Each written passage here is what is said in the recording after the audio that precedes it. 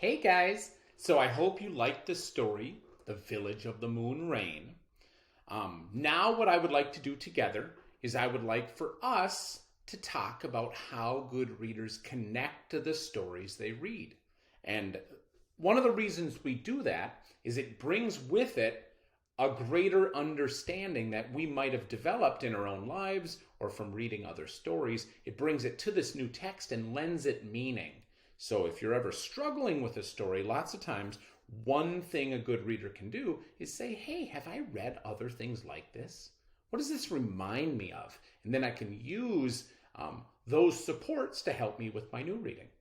So let's talk a little bit about the different kinds of connections you can make.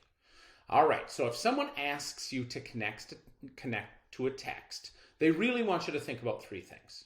They want you to think about this text and the real world. Okay? So for example, in this text, big puffy seeds blow all over the place and the people get very excited and pick them up. Have you ever seen cool seeds blowing all over the place? Yes! Now the coolest seeds I've seen are actually helicopter seeds. Have you seen those? They come off certain maple trees, and then when you throw them, they fly like a helicopter. Now that's not exactly what's going on in the story, but it can help me understand why the kids were so excited, right? I get excited, I grab handfuls of them, and I throw them in the air, and these cool helicopter seeds come down. Another thing I can do is I can connect to the story, to my own life, which kind of was what I was doing when I looked at the real world, I guess. I could also connect it to other stories that I've read, right? So I don't know if any of the stories I've read kind of make me think of this text. I thought it was interesting that when they planted the seeds, it filled up the whole land. The land had been empty, and then the land all of a sudden filled up with these silver trees. I read a story called The Lorax by Dr Seuss where the opposite happened, right? Where a story had lots of trees, and as the story went on, they ended up cutting all the trees down. So it was kind of like, it's a connection, but it's kind of an opposite connection. I know that in that story, The Lorax, the characters were all very sad because they lost their trees. I wonder if in this story, the opposite is true. You know, they went from having nothing to having beautiful forests. So I bet I know why they're smiling in all these pictures, right? By bringing those connections into this story, you bring the story alive.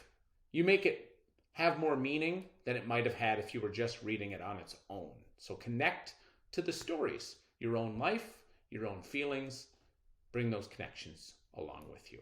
Now, I think I did enough talking about this. I'd like to see you do a little bit of it. So I'm going to give you a new story, okay? This story is called Scaredy Squirrel, and it's by Melanie Watt.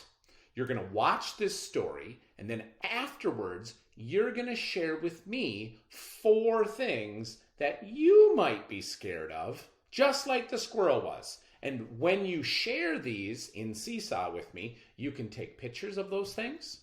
You could use emojis to show them, your own words. You could draw pictures, things that freak you out. Okay? So I'm going to want you to connect to the text, Scaredy Squirrel, and maybe how it feels to be scared and how it might feel to be him. Okay? So connect to the story that we're reading, sure. But it's probably going to be easier for you to connect with Scaredy Squirrel, a story that we're reading just for fun. All right? So hit that play button and listen to Scaredy Squirrel. And then in Seesaw, I would like you to do that activity where you go ahead and respond to the book by doing 4 things that freak you out. Thanks now.